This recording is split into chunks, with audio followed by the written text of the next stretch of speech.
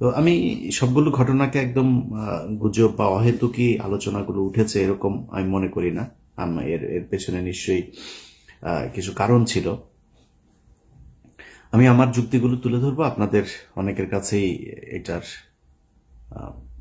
পক্ষে বিপক্ষে মতামত থাকতে পারে। আপনারা আপনাদের মতামত কমেন্টে জানাবেন। 2024 সালের 5 আগস্ট শেখ হাসিনা পালিয়ে যাওয়ার পর 1-1.5 মাসের ভেতরে আমি একটা কথা বলেছিলাম যে শেখ হাসিনা বাংলাদেশের পরবর্তী প্রধানমন্ত্রী হবেন। যদি নাও হয় তাহলে তার পরের 1 বছর পরের মেয়াদের প্রধানমন্ত্রী হবে আওয়ামী লীগের কেউ। যদি শেখ হাসিনা ধরেন যে পরিমাণে ফেন্সিডিল সে ভারতে খাচ্ছেন, ওখানে তো খুব সহজেই পাওয়া যায়, তো উনি কয়দিন টিকতে পারবেন জানি না। যাই হোক, আওয়ামী লীগের কেউ প্রধানমন্ত্রী হবেন। এই কথাগুলো কেন বলেছিলাম, আমার কাছে মনে হয়েছিল কি যে বিপ্লবের এটা আসলে ডিরেকশনটা ঠিক মতো যাচ্ছে না। কারণ হলো, আমরা ধরেন বিপ্লব নিয়ে অনেক নাচানাচি শুরু করেছিলাম, আমরা তো জানতাম না 5 তারিখের পরে আসলে এই 5 তারিখে এইভাবে হচ্ছে। কিন্তু ভারত তো সবই জানতো। তারা তাদের মতো করে সুন্দর করে তাদের প্ল্যান বিতে কে কে থাকবে, আসিফ নজরুল। আসসালামু আলাইকুম দর্শক, স্ক্রিনে থাকা ভিডিওটা ইতিমধ্যে দেখতে পেয়েছেন। আজকের ভিডিওটা খুবই গুরুত্বপূর্ণ, খুবই ইম্পর্টেন্ট একটা ভিডিও। প্রিয় দর্শক, আজকের লাইভটি খুবই কড়াকড়ি একটা লাইভ। এই লাইভটি যদি আপনি মিস করেন তাহলে সাংবাদিক ইলিয়াস হোসেনের কথাগুলো আপনারা বুঝতে পারবেন না। আমাদের সাবেক প্রধানমন্ত্রী শেখ হাসিনা আবার ক্ষমতায় আসবেন, এই নিয়ে কড়া মন্তব্য দিয়েছেন সাংবাদিক ইলিয়াস হোসেন। আমরা সরাসরি ভিডিও ফুটেজে চলে যাই। আসসালামু আলাইকুম। প্রতি বছরই এপ্রিল আসলে আমার পলিনের অ্যালার্জি শুরু হয়। এপ্রিল মে 2 মাস চলবে। তো এই অসুস্থতার মাঝখানেও দেশের সারাদিন বিভিন্ন ঘটনা ঘটে যাচ্ছে, নানান আলোচনা গুজব অনেক কিছুর মধ্যে দিয়ে আমরা গেল 2 দিন পার করেছি। তো আমি সবগুলো ঘটনাকে একদম গুজব বা অহেতুকি আলোচনাগুলো উঠেছে এরকম আমি মনে করি না। এর পেছনে নিশ্চয়ই কিছু কারণ ছিল। আমি আমার যুক্তিগুলো তুলে ধরবো, আপনাদের অনেকের কাছেই এটার পক্ষে বিপক্ষে মতামত থাকতে পারে। আপনারা আপনাদের মতামত কমেন্টে জানাবেন। 2024 সালের 5 আগস্ট শেখ হাসিনা পালিয়ে যাওয়ার পর 1-1.5 মাসের ভেতরে আমি একটা কথা বলেছিলাম যে শেখ হাসিনা বাংলাদেশের পরবর্তী প্রধানমন্ত্রী হবেন। যদি নাও হয় তাহলে তার পরের 1 বছর পরের মেয়াদের প্রধানমন্ত্রী হবে আওয়ামী লীগের কেউ। যদি শেখ হাসিনা ধরেন যে পরিমাণে ফেন্সিডিল সে ভারতে খাচ্ছেন, ওখানে তো খুব সহজেই পাওয়া যায়, তো উনি কয়দিন টিকতে পারবেন জানি না। যাই হোক, আওয়ামী লীগের কেউ প্রধানমন্ত্রী হবেন। এই কথাগুলো কেন বলেছিলাম, আমার কাছে মনে হয়েছিল কি যে বিপ্লবের এটা আসলে ডিরেকশনটা ঠিক মতো যাচ্ছে না। কারণ হলো, আমরা ধরেন বিপ্লব নিয়ে অনেক নাচানাচি শুরু করেছিলাম, আমরা তো জানতাম না 5 তারিখের পরে আসলে এই 5 তারিখে এইভাবে হচ্ছে। কিন্তু ভারত তো সবই জানতো। তারা তাদের মতো করে সুন্দর করে তাদের প্ল্যান বিতে কে কে থাকবে, আসিফ নজরুল সহ কারা কারা এখানে প্রথম আলোর যে পুরো গংটা এরা কি করবে, এই জিনিসগুলো তারা জানতো, ওইভাবে সেট আপ করেছিল। যে কারণে তার পরপরই এই যে প্রধান উপদেষ্টার এই যে প্রেস সেক্রেটারি শফিক সহ আসিফ নজরুলের ঘনিষ্ঠ যারা যারা আছে প্রথম আলো এদেরকে এখানে বসিয়ে দিয়েছেন, তারা তাদের মতো করে চালাচ্ছেন। এই দেশের এই যে 5 তারিখের যেই আন্দোলন, যে বিপ্লব, যে স্বাধীনতা, এটা ধ্বংস হওয়ার পেছনে যদি একজন মানুষ, অনেক মানুষই মনে করেন আমি আসিফ নজরুলের ব্যাপারে এত কেন, একজন মানুষ যদি নাকি এটার জন্য সবচেয়ে বেশি দায়ী থাকে সেটা এই আসিফ নজরুল। এর জন্য প্রতিটা জায়গায় সমস্যা হয়েছে। আপনাদেরকে এই কথাটা কেন বলেছিলাম যে শেখ হাসিনাই আবার আসবে, এটা যদি আপনাদের আমি বিশ্লেষণ করতে চাই তাহলে একটা জিনিস বলে রাখি, সেটা হচ্ছে এই যে 15টা বছর শেখ হাসিনা ক্ষমতায় থাকলো, আন্তর্জাতিক বিশ্বের কেউ তাকে সরায় নাই এখান থেকে। ইন্ডিয়া একদম সরাসরি তাকে সাপোর্ট দিয়ে গিয়েছে। কিন্তু আন্তর্জাতিক বিশ্বের অন্যান্য দেশগুলোকে যে এই ব্ল্যাঙ্ক সাপোর্ট দিয়ে রাখা সম্ভব হলো কেন? কিসের জন্য করা হয়েছিল? কিসের জন্য হাসিনাকে কেউ সরাইতে পারে নাই? আন্তর্জাতিক বিশ্ব থেকেও কোনো চাপ কেন আসে নাই? এর একমাত্র কারণ, বাংলাদেশকে সবাইকে বোঝানো হয়েছিল যে এই দেশটা হচ্ছে একটা জঙ্গি রাষ্ট্র। তারেক রহমান, খালেদা জিয়া এরা হচ্ছে জঙ্গিদের মূল হোতা।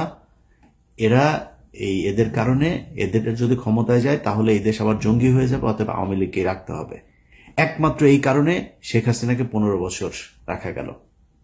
আচ্ছা, সেইখানে এই আন্তর্জাতিক পুরো বিশ্বটাকে কারা এই ন্যারেটিভটা দাঁড় করাইলো হচ্ছে ভারত। আর কাদের উপরে চাপাইলো? আলেম সমাজ, বিএনপি, জামাত, তাদের উপরে। তার মানে প্রধান যে বিষয়টা 15 বছর যেই কারণে হাসিনা ক্ষমতায় থাকতে পারলো সেটা হচ্ছে এই যে আমাদের দেশকে জঙ্গি রাষ্ট্র তৈরি করার সেটা। এটার সাথে একটা বড় অংশ কে ছিল? প্রথম আলো। যদি এটা হয়ে থাকে যে ইন্ডিয়ার কারণে আমরা 15 বছর আসতে পারি নাই, তাহলে আমাদের প্রধান কাজ ছিল এই স্বাধীনতার পরপর ইন্ডিয়ার ব্যাপারে পদক্ষেপ নেওয়া। কোনো পদক্ষেপ নেওয়া হয়েছিল? ভারতের সাথে কে কত পারে ঘষাঘষি করার জন্য সবাই চেষ্টা করলো। আমাদের প্রধান শত্রুকে আপনি পাশে রেখে তারপরে দেশ চালাবেন, দেশে আবার অস্থিতিশীল পরিস্থিতি আসবেন, আবারও হাসিনা আসবে না, হাসিনা এসে আবারও 15 বছর না 1500 বছর বাংলাদেশ শাসন করবে না, ভারতের সাথে একসাথে হয়ে যাবে না, এর কোনো গ্যারান্টি দিতে পারবেন? তাহলে করেন নাই কেন? প্রথম আলো যে কিনা সরাসরি, আমি নিজে আমার এখানে আমি 21শে আগস্ট বিডিআর হত্যাকাণ্ড থেকে শুরু করে বিভিন্ন জায়গায় দেখাইলাম যে প্রথম আলো কিভাবে এই কাজগুলো করেছে। অথচ মির্জা ফখরুল ইসলাম আলমগীর সোজা যায় সেখানে করলো কি? প্রথম আলোর উপরে আঘাত মানে হইল গণমাধ্যমের উপর আঘাত। এই আঘাত সে কোনোভাবেই, সে শেখ মুজিবের ব্যাপারে কি বলল? শেখ মুজিবের ছবি করলে তারপরে এটা তার বুকে চিনচিন করে, হ্যাঁ, এসব কথাবার্তা। তো প্রথম আলো আর ইন্ডিয়া আপনার সমস্যা না, তা আপনার সমস্যাটা ছিল কারাই 15 বছর? মির্জা ফখরুলের তো সমস্যা না। এই বক্তব্য যেদিন শুনেছিলাম সেদিনই মনে করেছিলাম আর বাংলাদেশের পলিটিক্স নিয়ে কথাবার্তা বলে লাভ নাই, নিজের মতো করে কিছু টাকা পয়সা কামায় তারপরে চুপচাপ থাকে। কিন্তু মির্জা ফখরুলই তো বিএনপি না, মির্জা ফখরুল মানেই বাংলাদেশ না। এই বাংলাদেশের লাখো লাখো কোটি কোটি বিএনপি জামায়াতের কর্মীরা, নেতারা অনেকে আছে যারা আসলেই ভারতকে অপছন্দ করে, প্রথম আলোকে বাংলাদেশ থেকে উৎখাত করতে চায়। তাদের জন্য তো আমাদের পাশে থাকা উচিত। মির্জা ফখরুলের একটা ঘর জামাই আছে, ওই যে ফাহাম, আব্দুল সামাদ ফাহাম নাকি যেন, এই ঘর জামাইটা এতদিন মির্জা ফখরুল অস্ট্রেলিয়াতে যে আওয়ামী লীগের কাছ থেকে যা ভাগটাক পাইতো এগুলো নিয়ে ওইখানে দিত, বউরে নিয়ে থাকতো। এখন সে বউ নিয়ে বাড়িতে এসেছে, গ্রামে মানে দেশে এসেছে। প্রতিদিন বিভিন্ন গণমাধ্যমে দেখি সে বক্তব্য দেয়। এতদিন কই ছিলেন? ওনার মেয়ের তো উচিত ছিল এখানে এসে তারপরে এগুলো নিয়ে নেতৃত্ব দেওয়া, কথাবার্তা বলে নাই তো, কোনো কিছুই করে নাই। এখন এসছে, কারণ এখন এই যে আবার লুটপাট শুরু হয়েছে। খবর নেন, যান। মির্জা ফখরুলের ভাইয়ের অত্যাচারে তার এলাকার লোকজন ঘরে থাকতে পারে না। বাংলাদেশের সবচাইতে বেশি আওয়ামী লীগের লোকজনকে পুনর্বাসিত করা হয়েছে মির্জা ফখরুলের এলাকায়। এগুলো নিয়ে কাজ করতেছে। এখন দিচ্ছে না কেন? বিএনপির অনেক মানুষজন ফোন করেন, ভাই এইখানে এটা হচ্ছে, এখন দিচ্ছে না কারণ বিএনপিকে আসলে এখন করলে বিএনপির ভেতরে সমস্যা থাকবে, এরকম দুই একটা নেতাও থাকবে এই টাইপের, কিন্তু পুরো বিএনপিকে তো আপনি কালার করতে পারবেন। আমার এর পরের দেশের নেতৃত্বে কে আসবে? আপনি বিএনপিকে যদি সরেন তাহলে তো এটা মানে একটা ডিপলিটিসাইজেশনের দিকে চলে গেল। তখন আপনি কি করবেন? কাকে আনবেন? এখানে একটা অন্য তৃতীয় পক্ষ আসবে, সেনাবাহিনী আসবে, ইন্ডিয়া সেই সুযোগ নিবে। সো আমার সেকেন্ড চয়েস হচ্ছে বিএনপি। অতএব এই কারণে বিএনপির বিষয় নিয়ে বিএনপি চাঁদাবাজি করে, এই করে সেই করে, নানান অভিযোগ। আমি বলে বিএনপি নিয়ে এখন কোনো কথা বলা যাবে না। বিএনপিকে নিয়ে বলার সময় আছে, অবশ্যই বিএনপিকে নিয়ে কথা বলা হবে, কিন্তু এখন না। যে কারণে এগুলো নিয়ে কথা বলি না। কিন্তু মির্জা ফখরুলরা এই কাজগুলো করছে। এখন মির্জা ফখরুলের তো কোনো সমস্যা হবে না। মির্জা ফখরুল তো আওয়ামী লীগের সাথে মিলেমিশে 15 বছর খুব শান্তিতে ছিল। সে একদিন এক ইয়েতে ক্যাবিনে ছিল, মানে আটক হয়েছিল। আটক হলে তারে নিয়ে সুন্দর করে 5 স্টার হোটেলে পর্যন্ত রাখা হইতো। মির্জা ফখরুল সহ কয়েকজন বিএনপির নেতা আছে, সবাই না, কয়েকজন, এদেরকে রাখা হইতো, খুব আরামে রাখা হইতো। তো এই লোকগুলিকে আপনার ওই ক্যাবিনে রাখার পর একদিন সে একজন বিএনপির, নাম বললাম না, বিএনপির এক নেতার সাথে সে বলছিল যে খালেদা জিয়ার কথা বলছে, এই মহিলার কারণে, এই মহিলার মাথায় সমস্যা আছে, এই মহিলার কারণে এখন আমারে এই জেলে আসতে হইল। মানে একটা কর্মসূচি দিয়েছিল খালেদা জিয়া, এটা 2000 ধরেন কত সাল, 20 সাল বা তার বা মানে জেলখানায় যাওয়ার আগের, আমার ঠিক সময়টা মনে নেই, জেলখানায় যাওয়ার আগের ওই সময়টাতে এটা বলেছিল। আচ্ছা, এখন মির্জা ফখরুলের তো সমস্যা নাই, এবং মির্জা ফখরুল এই দেশের এই আওয়ামী লীগের যে চিন্তা চেতনা, সে দেখবেন ছাত্রদল, যুবদল, বিএনপির লোকজনের সাথে তার যে আচার আচরণ, আওয়ামী লীগের ক্ষেত্রে তার আচরণ দেখবেন চেঞ্জ। বিএনপির সাথে প্রচন্ড কর্কশে, গায়ে হাত তুলতে যায়, চর মারে, ধাক্কা মারে, বিএনপির লোকজনের কথাবার্তা শুনলেই মনে হয় তার গায়ে আগুন ধরা যায়। এই জেনুইন একটা আওয়ামী লীগের। তো এদের কথা শুনে যদি আমরা কথা বলা বন্ধ করে দিই তাহলে তো সমস্যা।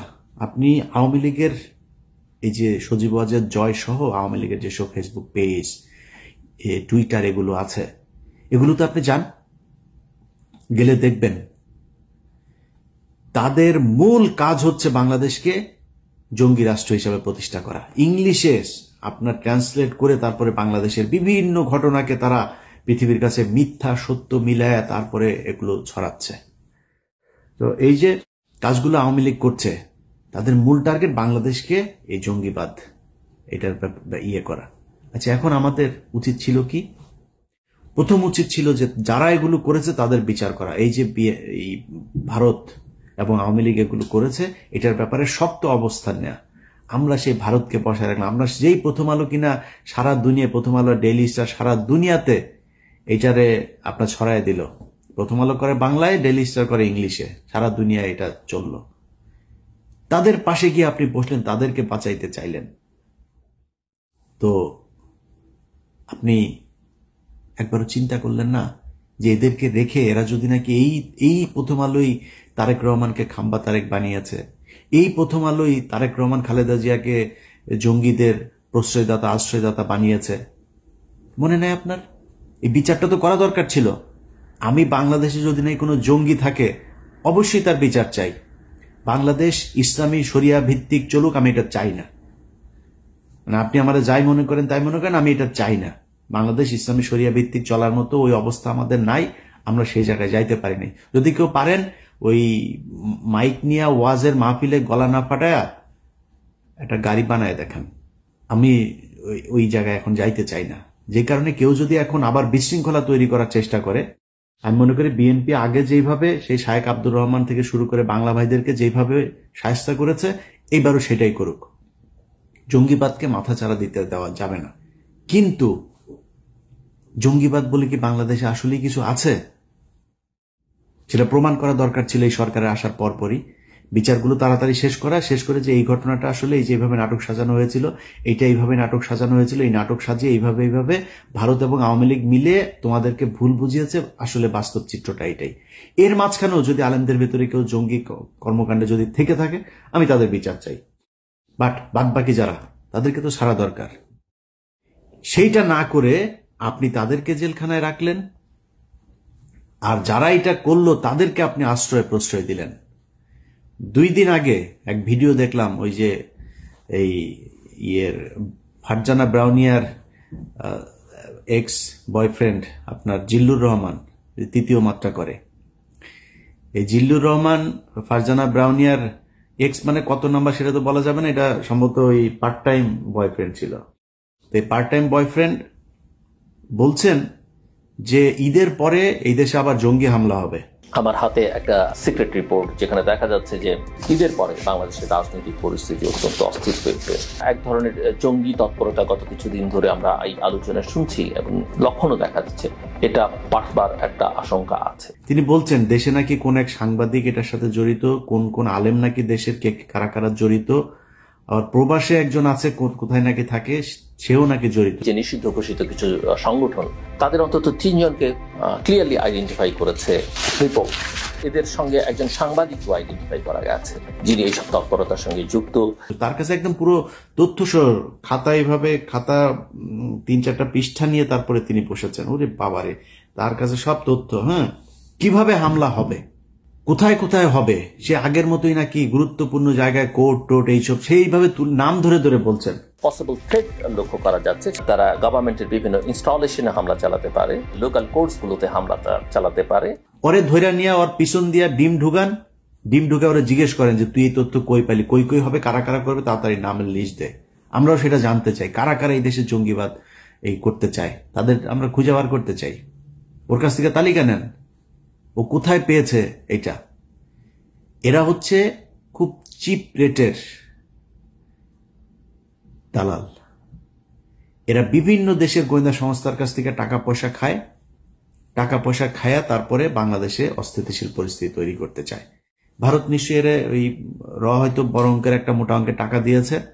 এই টাকা পয়সা নিয়ে সে এখন আবার আগের নেগেটিভ দাঁড় করাইতে চায়। এই দেশে আবার হামলা হবে ঈদের পরে, মানে জঙ্গি হামলা হবে, এই দেশে প্রচুর জঙ্গি আছে, এদের সাহায্য করো। এত সোজা না ভাই। 5 তারিখ এমনি এমনি আসে নাই। যদি কেউ মনে করেন 5 তারিখ এমনিতেই চলে এসছে, এটা মনে করার কোনো কারণ নাই। আল্লাহ নিজের হাতে ধরে আপনাদেরকে এই গিফট দিয়েছিল। এটা যদি ধরে রাখতে চান তাহলে এটা নার্সিং করতে হবে। এই যে 8টা মাস হইল, এখনো পর্যন্ত বিএনপি জামায়াত সহ বিভিন্ন লোকজন জেলখানায় আছে। জেলখানায় থাকা মানুষগুলিরে এখন পর্যন্ত জেল থেকে বার করতে পারলেন না। রোজাটা করলো তারা জেলখানার ভেতরে। ইফতার কি করে, তার পরিবারের অবস্থা কি, 15 বছরে এই মামলা চালাইতে চালাইতে কি অবস্থা। আরে ভাই, এই জেলখানার মানুষগুলোর এই যে প্রতিদিন তাহাজ্জুদ নামাজ পড়া, আল্লাহর কাছে সাহায্য চাওয়া, দেশের জন্য আল্লাহর কাছে কান্নাকাটি করা, এই জন্য 5 তারিখ এসেছিল। তাদের চোখের পানির দাম দেন নাই, তাদেরকে এখন পর্যন্ত জেলখানায় রাখা তারপরে ক্ষমতায় চলে আসবেন। এত সোজা, এত ইজি আপনি ক্ষমতায় চলে আসবেন। এখনো তারেক রহমান দেশে যাইতে পারে নাই। ক্ষমতা বহু দূরের ব্যাপার। খুব প্রীতি দেখাইছেন না, শেখ হাসিনা দেশে আসবে, শেখ হাসিনা এই আবার করবে, আওয়ামী লীগকে আমরা মাফ করে দিব। তোর কাছে মাপ চাইছে? এখন আওয়ামী লীগকে পুনর্বাসিত করবে কি? কোন রিফাইন আওয়ামী লীগ আসবে, নাকি পিওর আওয়ামী লীগ আসবে, আওয়ামী লীগ আসবে, না কোন আওয়ামী লীগ আসবে, সেটা নিয়ে আলোচনা হয়। এই আলোচনা আপনাকে আসতে বলছে কি? আওয়ামী লীগ বলছে আপনার কাছে যে আমরা আসতে চাই, আমাদেরকে আওয়ামী লীগ নিবা নাকি এই রিফাইন আওয়ামী লীগ নিবা, কোনটারে নিবা, কোনভাবে আমাদেরকে নেওয়া যায়, চাইছে আপনার কাছে? এখনো প্রতিদিন হুমকি দেয়, এখনো প্রতিটা দিন বলে যে তারা করবে, চলে আসবে, এদিক দিয়ে আসতেছে, ওই দিক দিয়ে আসতেছে, হুঙ্কার দিতে থাকে। আপনি যে তারে মাফ করেন, আপনি যে তারে নিয়ে আলোচনা করতেছেন, সেই আলোচনার কারণটা কি? আওয়ামী লীগ কবে কোন দিন আপনাকে বলছিল যে আপনি আমরা আমাদেরকে নেওয়ার ব্যবস্থা করেন, আমরা দেশে একটু ফিরতে চাই, আপনাদের সাথে কথা বলতে চাই, বলেছে নাকি? আমরা আলোচনা করছি।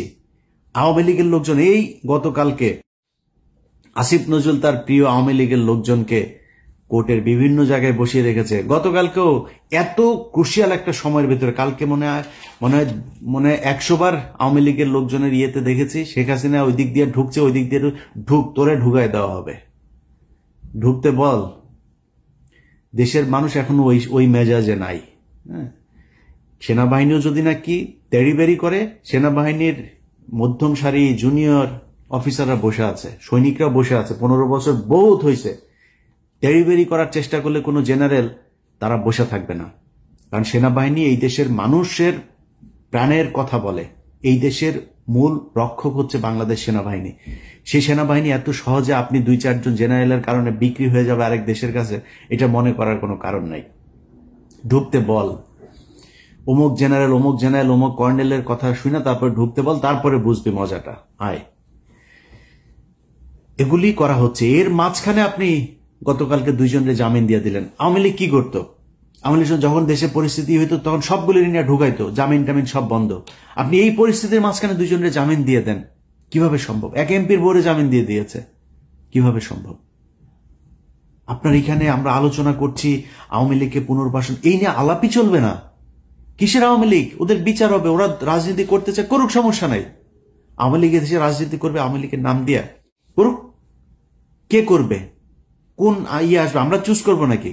আওয়ামী লীগের একদম সর্বোচ্চ নেতা থেকে যত সারা বাংলাদেশের পদস্থ যত আওয়ামী লীগের ছিল, সবার খুনের দায় এদের বিচার হবে। বিচারের মুখোমুখি হোক আগে, আমাদের আলোচনা হবে বিচার নিয়ে। আপনি তার পুনর্বাসনের জন্য কথা বলছেন। পুনর্বাসন নিয়ে আপনারা আলোচনা করতে বসে। এত প্রীতি, এটা তো এই 15 বছরের বামবুতে ঠিক হয় নাই এখনো পর্যন্ত।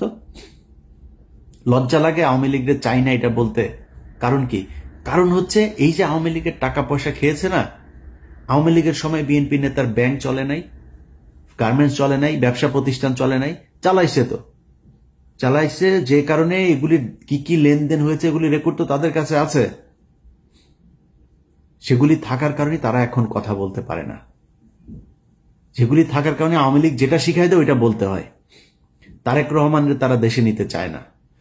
তো আমরা অনেক কথাবার্তা বলেছি তো গেল বিশেষ করে 5 বছরে।